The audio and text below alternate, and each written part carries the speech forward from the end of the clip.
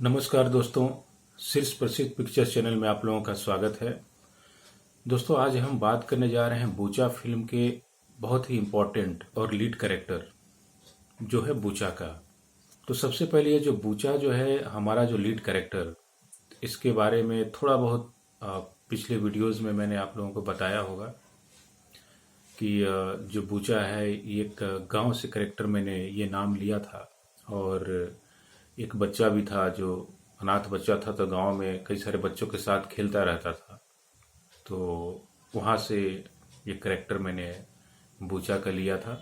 और जैसे कि मैंने बताया था कि पहले मैं शॉर्ट स्टोरीज वगैरह लिखा करता था, तो उसमें कई सारी कहानियाँ मेरी थी। उसमें एक बायोस्कोप वाला था।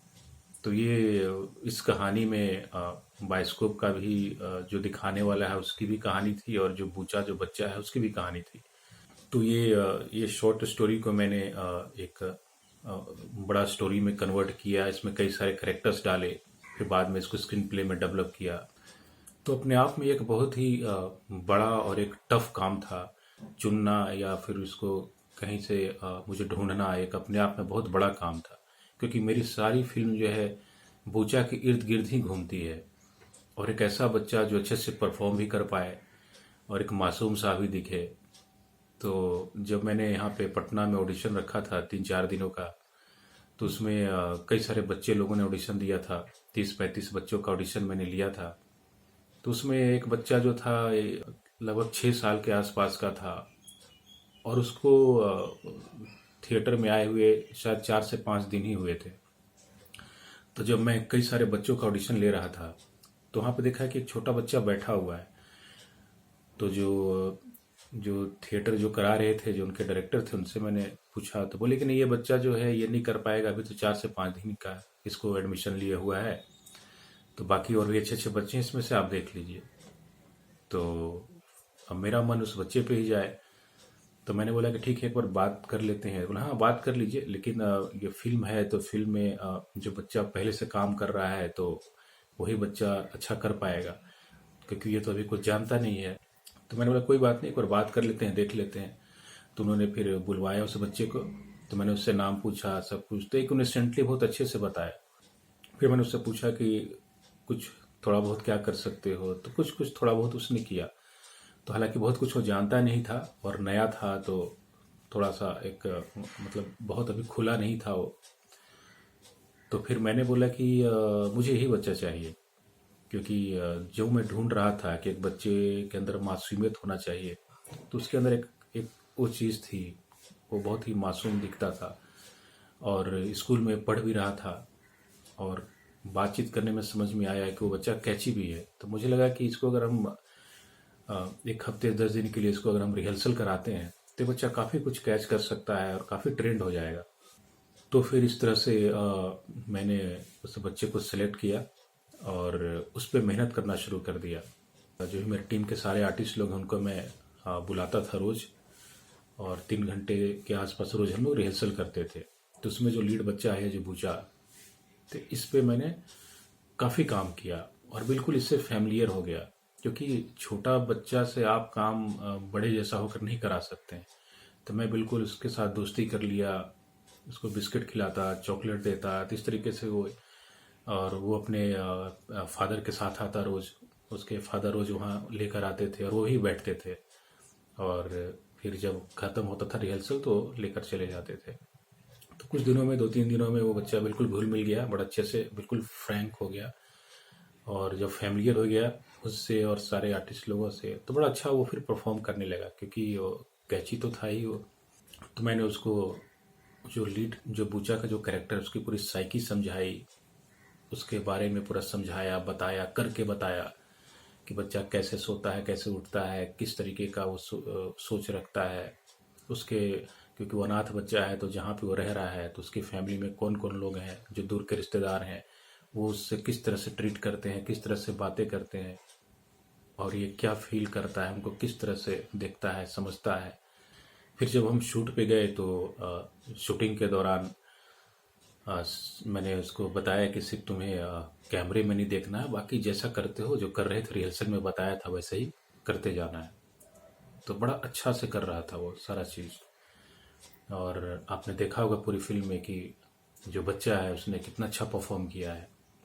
बूचा के कई जगह कई सारे इम्पोर्टेंट सीन्स थे, जैसे कि जब उसको काकी डांटती हैं तो उस समय वो उदास हो जाता है, जो पैसे मांगता है काकी मना कर देती है कि तेरा माँ बाप तो मर गया, मेरे गले में डाल के चला गया, तुमको पैसा चाहिए बाइस्कोप देखने के लिए। तो उस दिन वो उदास हो जाता है। रात में जब सोया होता है, जहाँ पे एक छोटा सा उसका कमरा है, तो उसमें अपनी माँ को बहुत मिस करता है वो। तो ये एक बड़ा इम्पोर्टेंट सीन था ये। तो उसको वहाँ पे काफ़ी हमने उसको रिहर्सल कराया, काफ़ी उसको प्रैक्टिस कराया कि ऐसे सोना है, ऐसे सोचना है, नींद में ऐसे उठना है। तो बड़े अच्छे से वो समझ जाता था, बहुत अच्छा ऑब्जर्व करता था वो। तो बड़ा अच्छा से वो सीन किया। फिर आपने देखा होगा कि वो वाला सीन भी काफ़ी इम्पोर्टेंट था, तो वहाँ पे हमें काफ़ी समय लगा। जब वो पैसे लेकर 5 रुपये जो हो जाता है उसके पास इकट्ठा, जो कपड़े का बॉल होता है उसमें से पैसा निकाल कर वो और दौड़कर भागता है, क्योंकि वो लेट हो चुका है बाइस्कोप देखने के लिए। जब दौड़ कर जा रहा होता है तो रास्ते में उसको एक बूढ़ी और एक बच्ची मिलती है।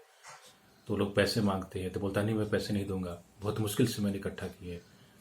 लेकिन है तो बच्चा ही, वो भी एक मासूम बच्चा है, तो उसका भी एक दिल है, वो भी एक सोचता है, समझता है, क्योंकि है तो इंसान ही।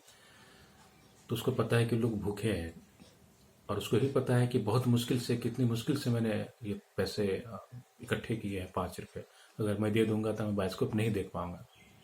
लेकिन फिर भी वापस जाकर उस छोटी बच्ची के हाथ में वो 5 रुपये दे देता है। तो ये सीन भी बड़ा ही इम्पोर्टेंट सीन था कि एक उस तरह से इस सीन को शूट करना और एक इमोशन निकल कर आना और उस छोटी बच्ची से भी परफॉर्म कराना। तो बड़ा ही अच्छे से मतलब ये सीन मतलब फिर ये हो गया जैसा चाहिए था।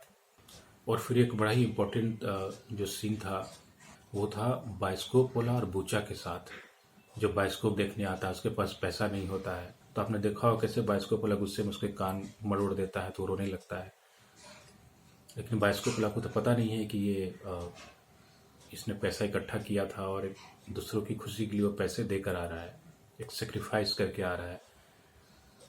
तो वो एक जो दोनों आर्टिस्ट का ट्यूनिंग था, बाइस्कोप वाले का और एक बूचा का, तो वो एक केमिस्ट्री जो है वो बनाना बड़ा टफ काम था। और पूरी क्लाइमेक्स थी मेरी फिल्म की ये, बाइस्कोप वाला और बूचा का।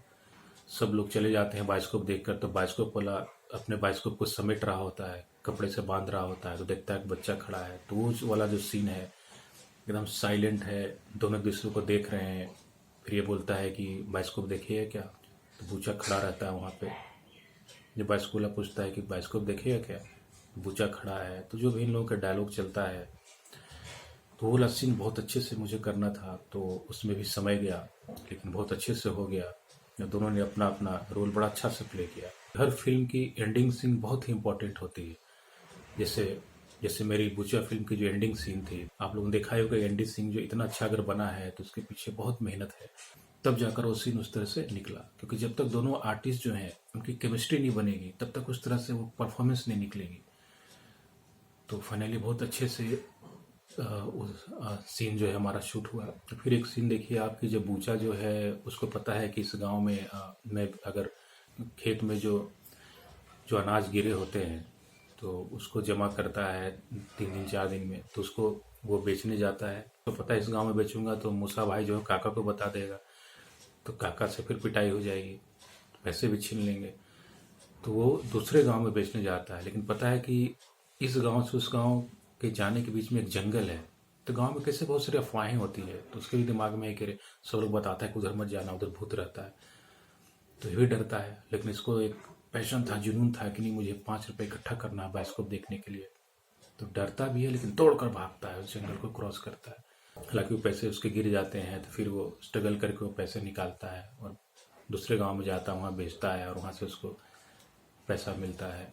ये बूचा की जो जर्नी है, तो ये एक जिंदगी के मर्म को सिखा जाती है। हम गांव में या शहर में भी ले लें तो इस तरह के फैमिली होते हैं, इस तरह की इंसिडेंट्स, घटनाएं होती हैं। आज भी कई सारे अनाथ बच्चे हैं जो लोग रह रहे हैं। और इस फिल्म में एक बच्चे के बहाने बड़ी अच्छी हमने जो मैसेज जो है वो डालने की कोशिश की थी कि हर आदमी अपने लिए जीता है, अपने लिए खाता है, अपने लिए कमाता है, लेकिन क्या हम कभी दूसरे के लिए कुछ कर पाते हैं? लेकिन एक छोटा बच्चा जो बड़ा आदमी नहीं कर पाता है, छोटा बच्चा कर जाता है। दूसरे के चेहरे पर अगर हम खुशी ला पाए तो एक बहुत बड़ी बात हो जाती है।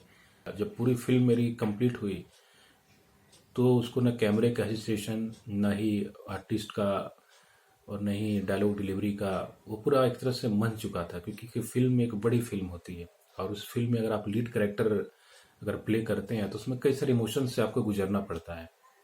तो वो हर तरह के इमोशन से खेलना, देखना, कई कैरेक्टर के साथ, कई आर्टिस्ट के साथ उसका इंटरेक्शन अलग अलग तरह से, तो कई सारी चीज़ों को सीख गया वो, जो उसको बाद में काफ़ी काम आया।